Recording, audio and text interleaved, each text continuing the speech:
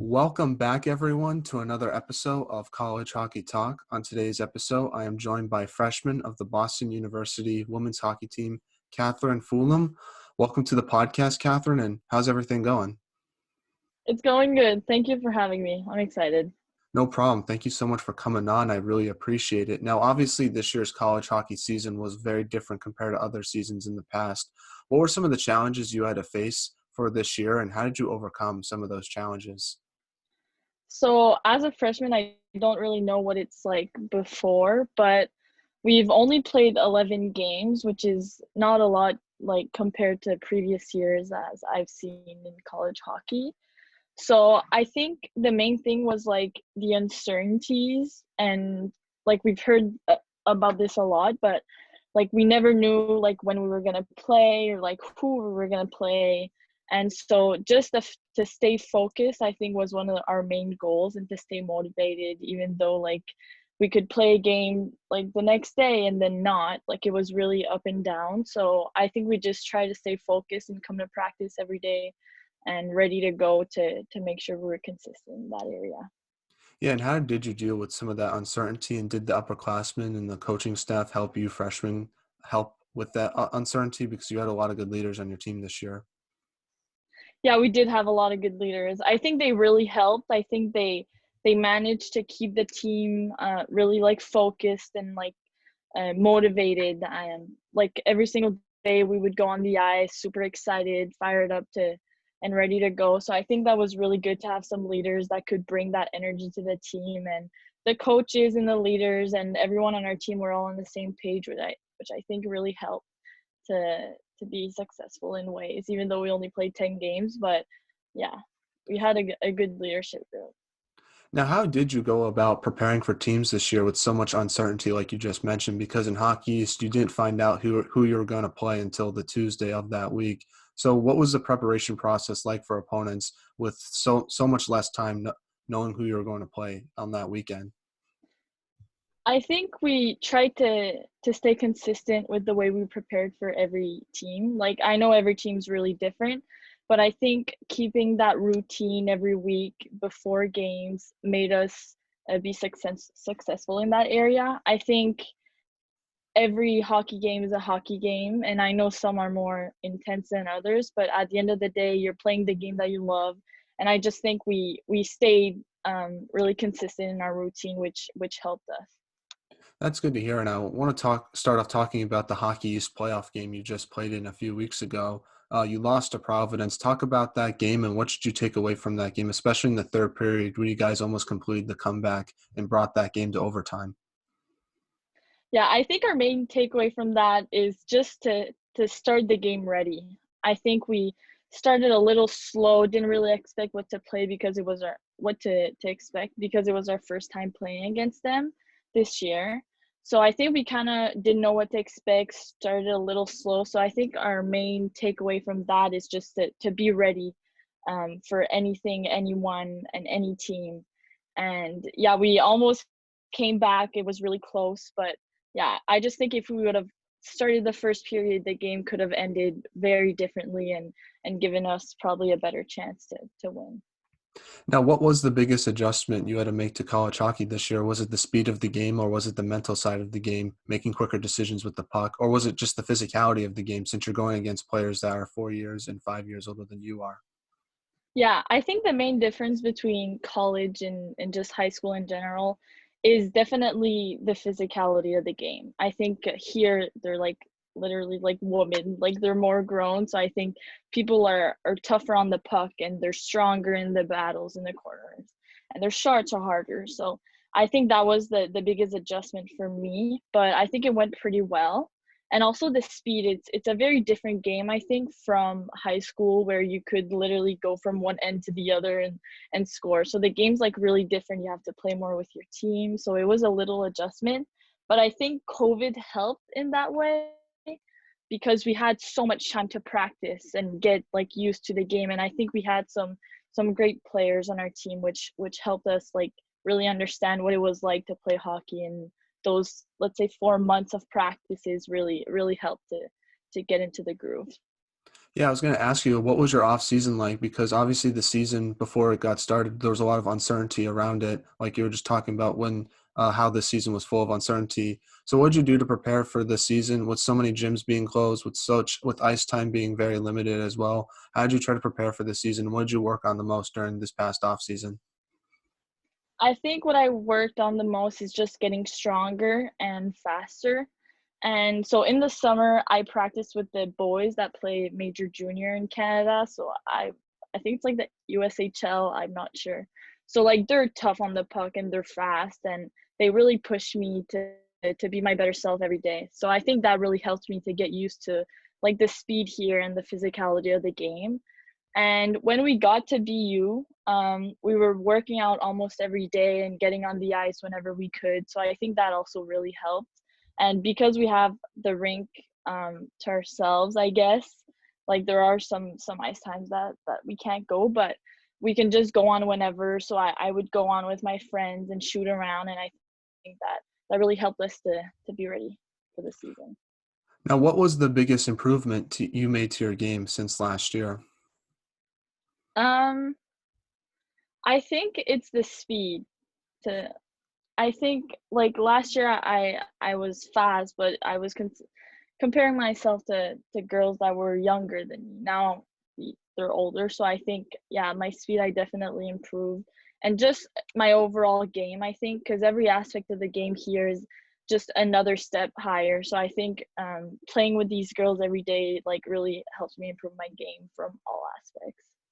Yeah, and your team had a very good freshman class. Talk about the impact that your class had on the team and just how important it was because players like yourself, Madison Kardaki, Lacey Martin, Julia Shaughnessy, and Clara Leary really had a good impact on your team and really helped your team have the success it had during some parts of the regular season. Yeah, we have a lot of freshmen. We're seven, so that's a pretty like big class. So we have four freshmen D out of seven. So right there, it's a really young class that needed to learn, and I think they did a pretty good job, and they had an impact from the get go. And I think that with our seniors, I think we really could look up to them, and we kind of grew as a class and as hockey players, every single one of us, because of them. I think they were like great leaders, and they really like helped like led us to be better players. And I think our class is actually we're gonna be pretty good in the future, and I'm excited to see what's gonna happen next. Yeah, I'm definitely excited to see what your class looks like in the next few years. I know it's going to be pretty awesome to watch. Now, you didn't play in front of any fans this year. Was that an adjustment for yourself, not having that crowd? Um, I mean, I it's kind of the truth with women's hockey. Like we don't get as much fans in high school. So, and also once you're on the ice and you're playing the game, you're not really paying attention to who's in the stands, who's watching, how many people are there. I think you're just like playing the game that you love to like and try to win. And at the end of the day, I don't think fans really makes a difference. And I'm not sure what it's like to have fans in college because I never really experienced it here yet. But yeah, I'm excited to see what the how the atmosphere is going to change next year and how like the BU band. I know they weren't here like this year, but the recordings were playing, and I'm kind of excited to see what it's going to be like the atmosphere next year. Yeah, no, it's awesome. I love going to BU because the atmosphere is crazy, especially with the fans and the student sections. And it's just a cool hockey atmosphere to be a part of. And are you looking forward for fans coming back to the stadium next year, hopefully? Yeah, I am. I think it just when you need that little spark, I think that the fans could make a little difference, and I'm kind of excited to see what that's going to be like. Yeah, and how did you try to bring energy on the bench without that crowd noise? Because watching your team play during moments, whenever there was like a block shot or a fun play that people might not realize, at least in the stands, you guys were going crazy on the bench. Is that something you guys worked on during practice? Yeah, I when someone scores or makes a great play or blocks a shot, we get fired up, and I think that makes us like stay in the game and really focused in the game, and that just makes the next people that are going on the ice get more fired up, and maybe they will block a shot. I think it's like a cycle, and so getting fired up for block shots and stuff like that, I think that it really helped us like stay motivated and have the energy throughout the whole three periods of the game. Now, how did you deal with all the schedule changes that happened to your schedule this year, and what was the key for maintaining flexibility for this season? I think the key is really the attitude that you had. If we would have looked at every schedule change and like been like, oh, I'd wish that didn't happen, then you're just not doing anything good for yourself or the team. So I think we just like tried to stay positive and be like, okay, it's fine, like our time will come, and then the next day you're gonna practice and you're just fired up for the next time you can actually play against another team. I think the attitude's really like the best thing that helped us really get through this year and all the uncertainties that came with that. Now, 3-on-3 overtime was also introduced to college hockey this year. What was that like as an offensive player, getting more space on the ice and having more opportunities to score goals and create offensive chances for your teammates? I honestly love it. Like, I'm a player that likes to take the space and skate around, and I honestly love it because I feel like you can get more creative and like really take your space, make some plays, and it's also different the man on man that like you need to defend, and like it's really a game of possession, and I think that's really fun to play. And it's a nice aspect of the game that they changed. Yeah. Yeah, I'm curious to get your perspective on this because talking to other college hockey players, they were saying that in the 3-on-3 overtime situations, you have to be much more defensively minded because if you make one little defensive mistake, it can cause an odd man rush for the other team. Is that something you noticed in those 3-on-3 overtime situations that you were a part of? Yeah, yeah, I think that's a big thing. You need to be more defensive, but at the same time, you're trying to score. So I think you do try to keep possession and make the right plays, but you don't want to just stay too defensive because that just won't create any opportunities. And I know you don't want to cause that turnover, but you also don't want to miss that opportunity, you know? And it's just a different mindset. Yes, you do have to be a little more defensive, but like having that offensive mindset to go score a goal is, I think it's more, not more important, but as important. Yeah, definitely. And another reason why I like the 3-on-3 so much is because it eliminates ties. As a fan, I absolutely hate ties. I'm assuming as a player, you hate them too. Yeah, I hate ties. I hate to not know who like deserves the point, or I yeah, ties are just not my thing, no. Definitely, I agree with you on that. Now, obviously thinking about next year, I know it's a few months away, but what are some of your goals and expectations for next year, and how are you going to try to prepare for next year? Are you taking a little bit of a break right now and then going to go full throttle like during the summer months? So for next year, I want to be like a bigger offensive threat. So I want to practice my shot and my game closer to the net. And to get ready, we've had like the past 2 weeks, it was like our break weeks. So I went on runs and stuff like that. But we're actually starting to work out again tomorrow as a team. So that's also really exciting. So I think I took my time off that I needed in the last 2 weeks, and I'm just gonna focus on my game. Of course, I'm gonna have some days off here and there to recover, but I'm really trying to optimize these next few months to be better next year and have a bigger impact on the team. Yeah. Well, that's good to hear. And I want to transition and talk about the beginning of your hockey career. You're from Canada. How did you start playing hockey and falling in love with the sport, especially in an area where hockey's kind of like everything? Yeah, so my story is a little different from everyone else on this. Well, my brother, first of all, played hockey his whole career, was actually committed to Harvard, but then decommitted and went to play juniors, and now he's at University of Toronto. So he kind of led the way for hockey for me, and he's really like my role model in that aspect. So I actually played ringette my whole life, which is a really popular sport where I'm from. So I don't know if you know, it's like a stick with a ring, and then you kind of just skate around. Yeah, it's kind of Yeah. a little different from hockey. So I made the transition to hockey in grade 8, which is when the majority of people commit, which is kind of crazy to think about. So I switched to hockey in grade 8 and then went to play prep school in grade 9, which was a major switch. So I had to work super, super hard to catch up on all the years I've missed. So yeah, that's how I started to play hockey, mainly because of my brother, and I was kind of getting tired of ringette. It was getting like old, and I just wanted a little spark, a little switch, and so I switched to hockey in grade 8, which is kind of crazy to think that was like 5 years ago or 6 years ago. So That's yeah, awesome. Yeah. How'd you try to catch up with the rest of the players when you were making that transition from grade 8 to grade 9 and going to prep school?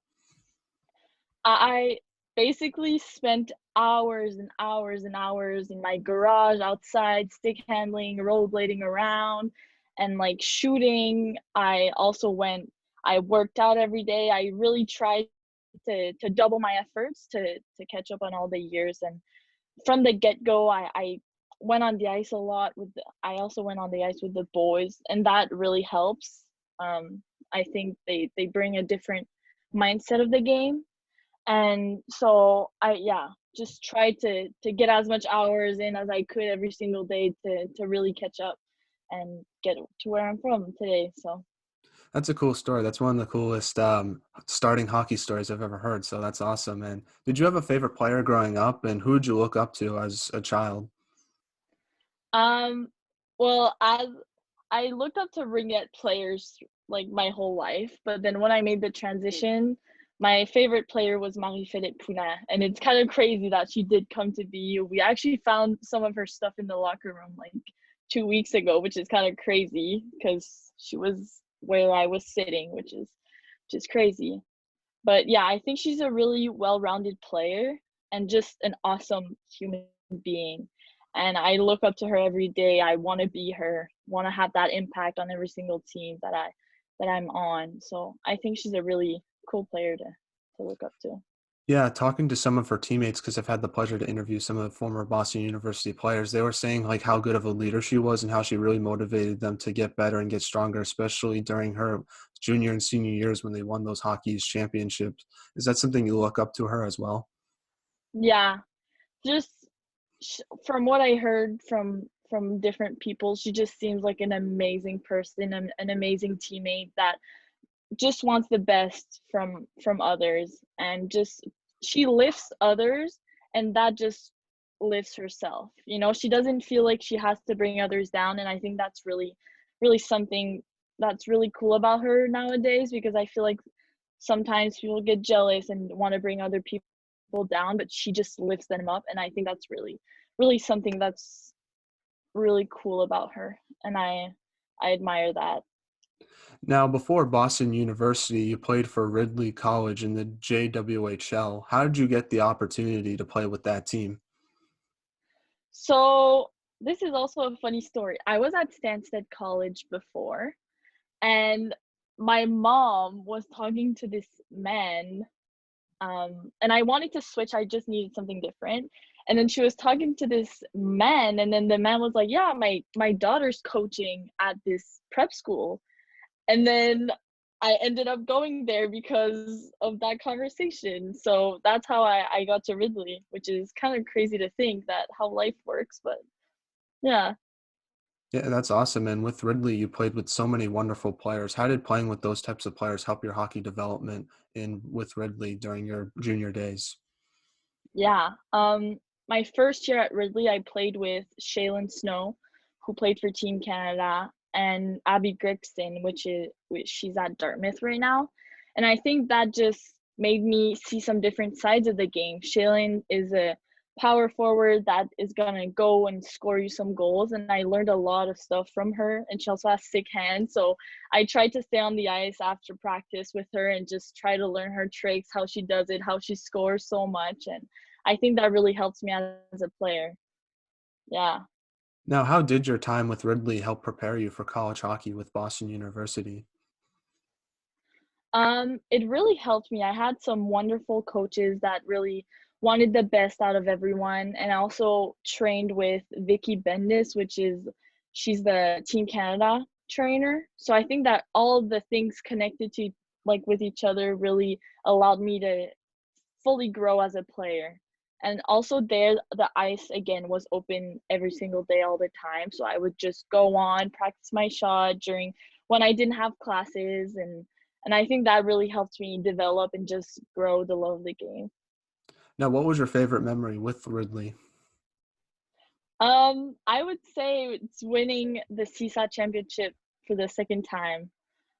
We won it the first year and it was insane. And then the second year we had an undefeated season, and then we go on to win the gold again, and that was just priceless. It was really really fun time, and we just had laughs throughout the whole game, had fun, a lot of energy, and that's really one of my best memories there. Now, I'm curious to hear about this, but talk about your recruitment process and what made you want to go to Boston University, and when did Boston University come on your radar? So, but BU actually came later on my radar. It was like the summer of grade 11. So I went to a showcase close to here, and I met Liz, and then ended up coming for a visit. And I just, as soon as I stepped on campus, I knew this is where I wanted to be. Like, I almost had tears at the end of my visit, that like I loved it so much. I knew this is the place where I wanted to be. And the environment was just so welcoming and positive, and it just felt right. It was like it was really meant to be. It just like felt right, and felt like this is where I had to be. What's it like going to a city school versus like a campus style school like you were used to with juniors with Ridley? I'm from a really, I wouldn't say small town, but from a smaller town than this, and I kind of love it. I'm more of a city person. I like the crowds, the noise, and all of that, and the active side of it. So I really liked it, and I fit in well on in this area. Yeah, what's the city looking like right now, especially with the pandemic going around? There's not that many people there, I would assume.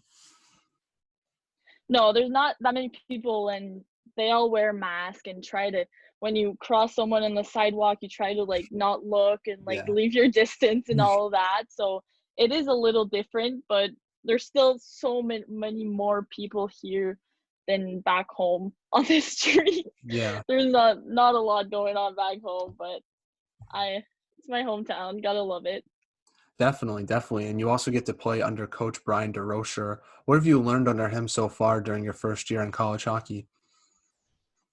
I learned just to be myself, and just to trust myself, trust my abilities. He's a really good coach, really good person, and he just wants the best out of everyone. And not only hockey wise, but school wise and as a person. And he emphasizes being good people a lot. And I think that's something that he really helped me with, just like trusting myself, having that confidence, taking that extra hour on my assignment, taking that extra hour on the ice, and I think that really helps me to be a better person. Now, has it been an adjustment for yourself being far away from home? As I mentioned, I've been away from home since grade 9, and I went to French school my whole life up until that point. So it was a little adjustment at first, learning all the English terms in science and all of that. But I think I'm good at it now. I don't miss my parents as much. I feel like you don't really have time to think about your parents. So sorry, mom and dad, but it's it's facts. Yeah. Yeah, I could understand that. Now, how have you tried to balance academics and hockey at such a high level? I think COVID kind of helps because you don't have to travel to classes. So I got like the feel of what it's like to have university classes and play a college sport. So I think that definitely helped, and I'm more prepared for when we'll actually have to go in person. Um, but I try to like keep a strict schedule and routine, and that helps me like stay motivated. So I don't have to like do work all day, and then so I just like keep a little time to do work, not a little, a lot. I study a lot, but yeah, I think keeping a routine really really helps me to stay motivated with Yeah, and balance everything. what's online school been like for yourself, and how have you adjusted to the Zoom classes, and what's your overall thoughts on that? Because I think there's definitely some pros and cons to it, in my opinion.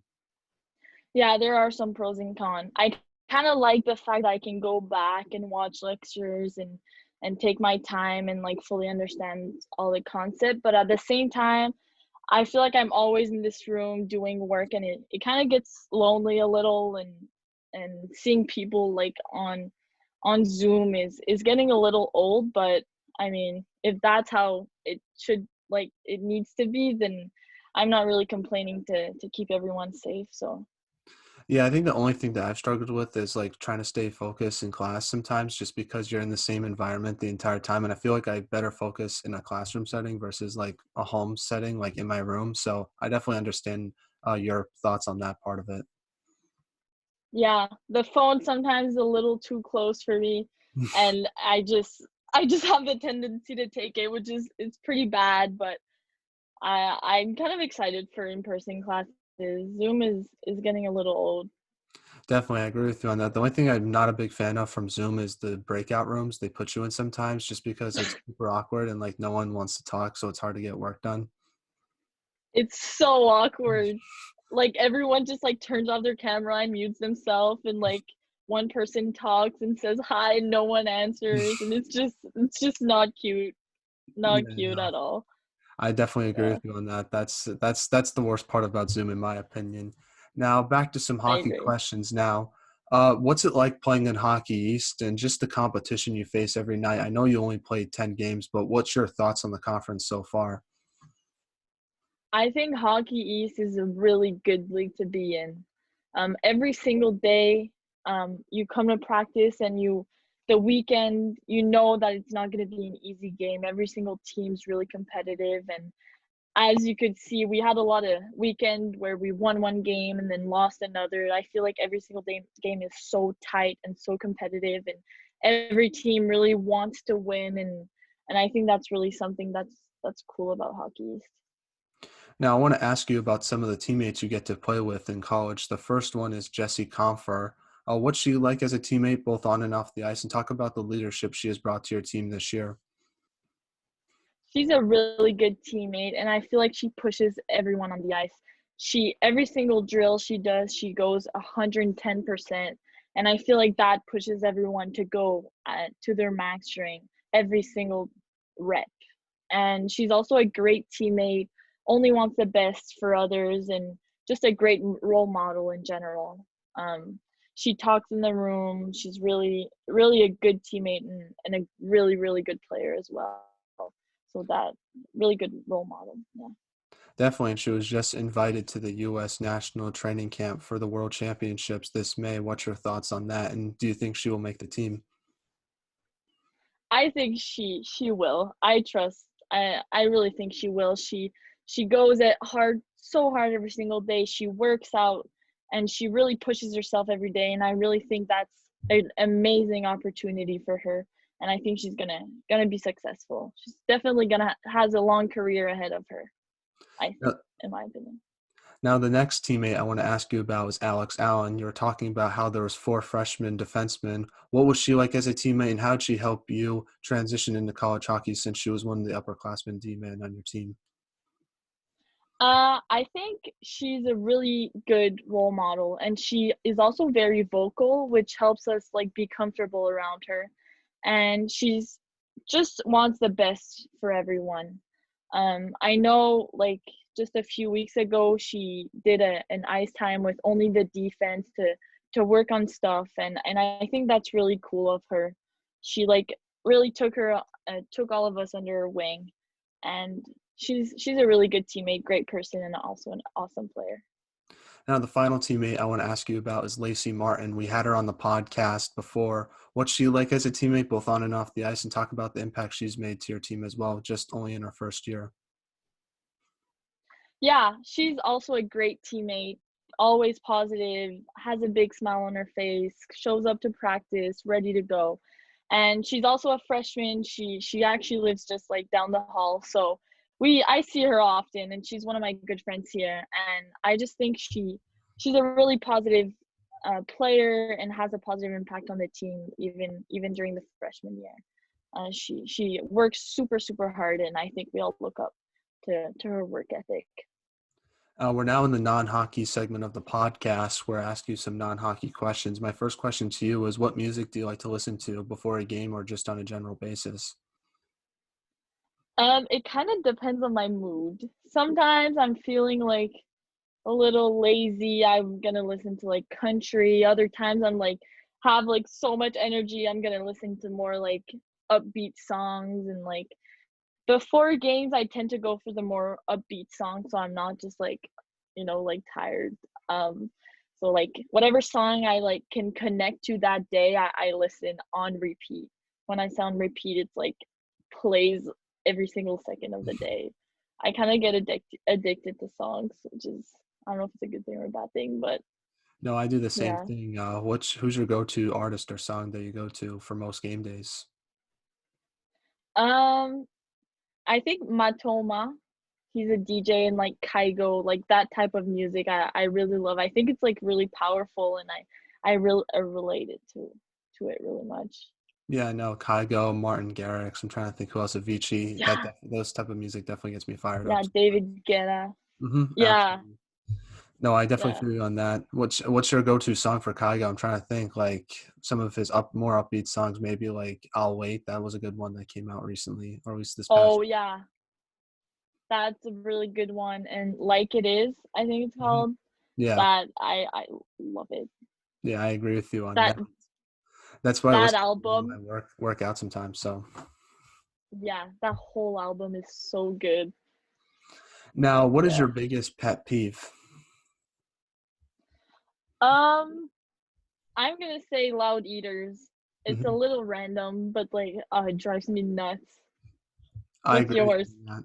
Bad drivers and living in Boston, I'm assuming you've seen some of that as well because it can get pretty annoying and some people just don't pay attention at all. So that bothers me a lot. Yeah, fun story about that. Me and my friend, my roommate actually, we were going to an ice time out of the city. So we book an Uber, whatever, 7 in the morning. We're kind of sleeping in the back. And then we get pulled over by a cop. It was just bad. The guy was like driving, like changing lanes, driving it was just an experience of a lifetime. Yeah. That's So scary. I can agree with you on that. Yeah, Yeah, it was no, kind of scary. I've never really had that experience with Ubers, but I took a taxi one time and this guy just did not care at all. He was just going by red lights and it was a pretty scary moment, especially since I was like a little kid when it was going on. But that was like that's why I prefer Wow. Ubers because I feel like they're less like scary drivers from my perspective. Yeah, I agree. Wow, that's kind of scary. Going through red lights, that's like pushing the limits. Yeah, That's no, wow. it was pretty scary. I think I was like I'm trying to think I was like 12 years old when it happened. So, but luckily we know no one was hurt and we all got to our destination safely. So that's all that's important. Exactly. Yeah. Now, what is your favorite outdoor activity? Because I know in Canada you guys do a lot of outdoor activities like playing hockey outside. Trying to think what else, hiking. What's your go-to outdoor activity? During the winter, definitely pond hockey. Pond hockey, spending hours coming back, eating hot chocolate is just it's just so much fun with all your friends and I love it. And then in the summer, I would say probably going walking on the beach during sunsets. We have beautiful sunsets in New Brunswick, so I think the walk on the beach really gets at you in your feels at night. It's kind of nice. Yeah, no, I definitely agree with you that for my summertime, like go-to activity is probably baseball. I like doing that in the backyard with the barbecue going. That's really fun.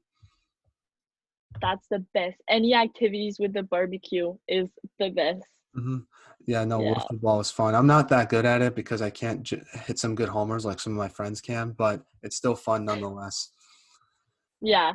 Just to be around your friends probably good. Yeah, hopefully we can get some of those memories back this summer if things go as planned. So that's my hope from the moment right now. Yeah. Yeah. That would definitely be much fun. Now, if you could have lunch with anyone in the world, who would it be and why? That's a good question. Probably McDavid, hmm actually. He's I just want to know everything about him. He just pulls some things out sometimes and it's just like so impressive and I want to know everything about him and how he scores so much, how he got so fast. Like, yeah, I feel like he would be really interesting to talk to.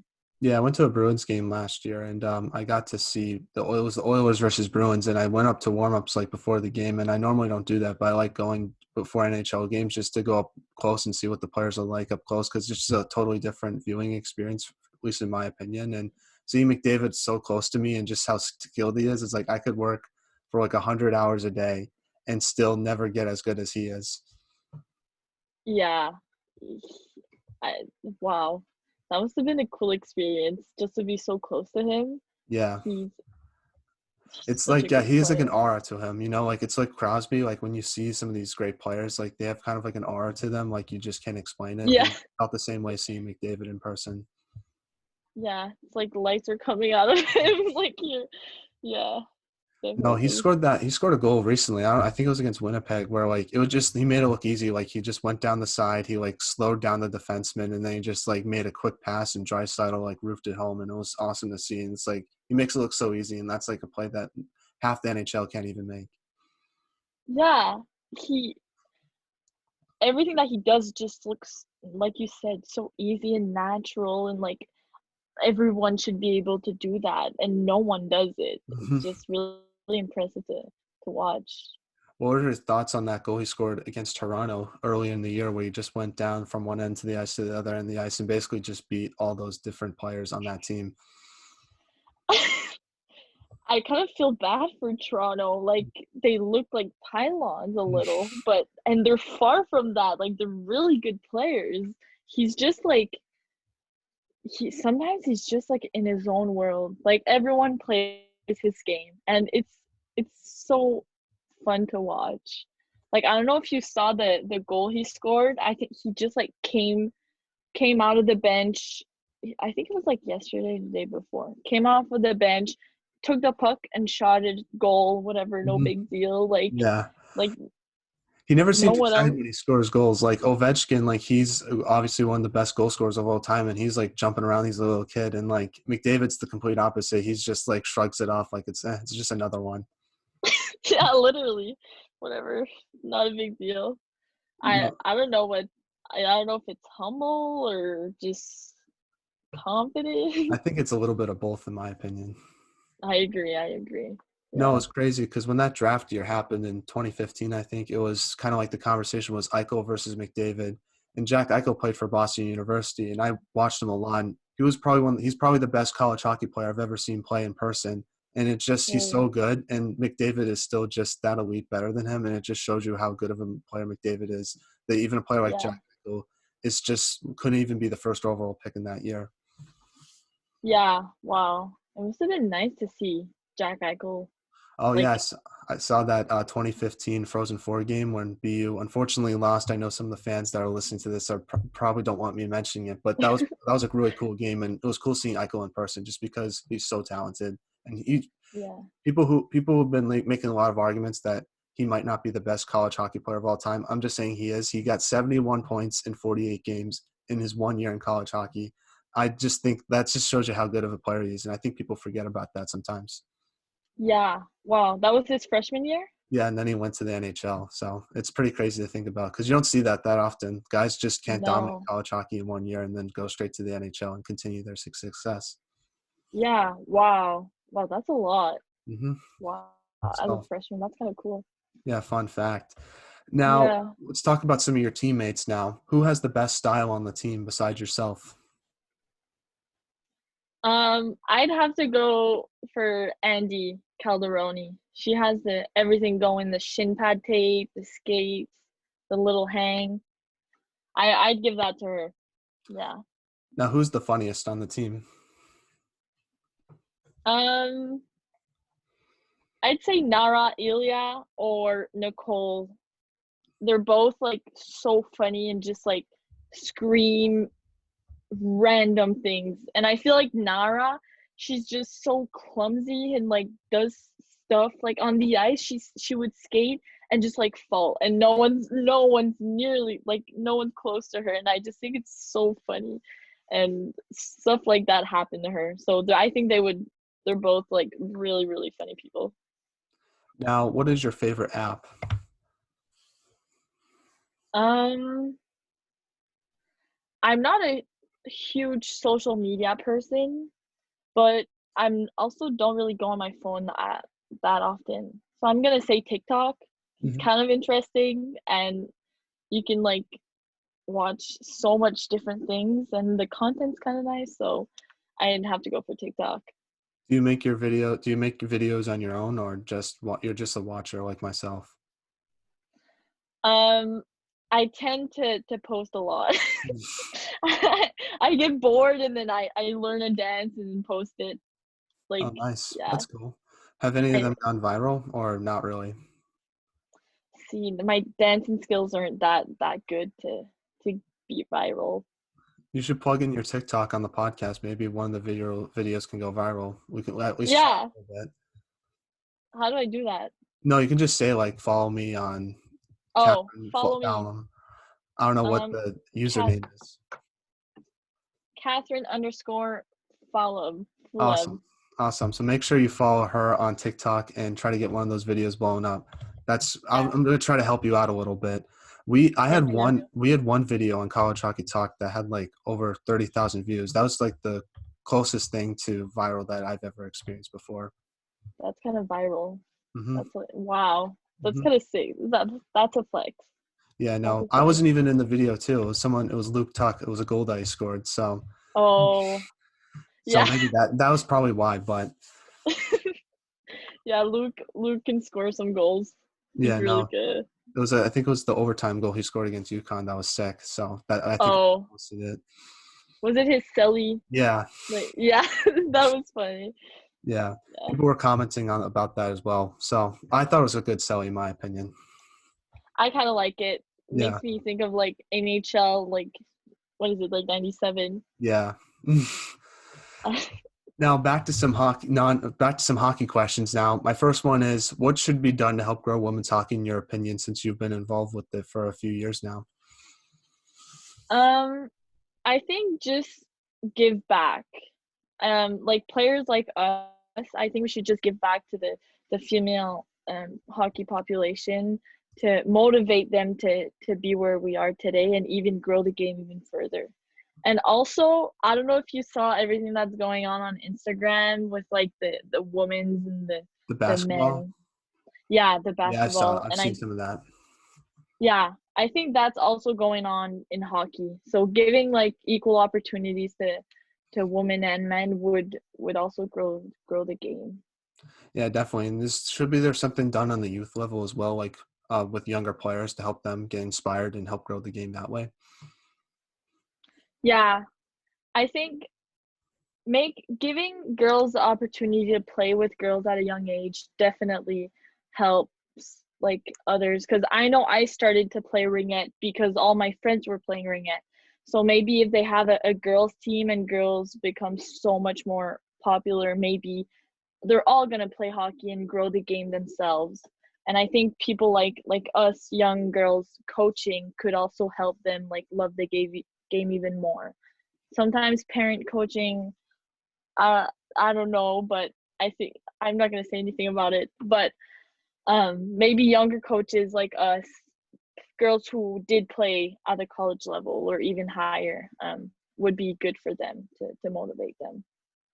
Now, what advice would you give a younger player trying to make a D1 college hockey scholarship?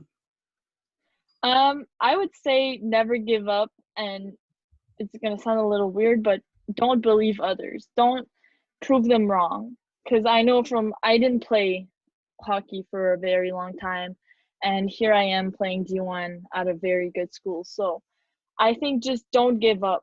If people tell you like, oh, you're not good enough, say like I'll prove you wrong, and then practice every single day to prove them wrong, and get to that level.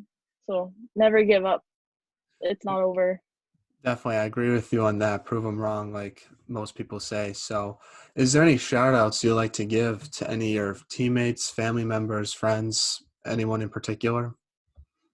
Um, I'm probably gonna say my parents and my brother because I would not be here um talking to you if it weren't for them. And just my roommate and all the freshmen, everyone on my team right now. I think they really helped me the transition to college be like easy and fun, and just have that positive environment. And I so shout out to them. I love you, all of them so much. Well, thank you so much for coming on, Catherine. I really appreciate it. It was a pleasure getting the chance to meet you, and stay safe and good luck. And for the off season, I know you're going to do great. And you're one of the most underappreciated players in Hockey East, in my opinion. And I just wanted to let you know that it was fun watching you play this year. Thank you so much. Thank you for having me today. It was really fun. Awesome. Now, I just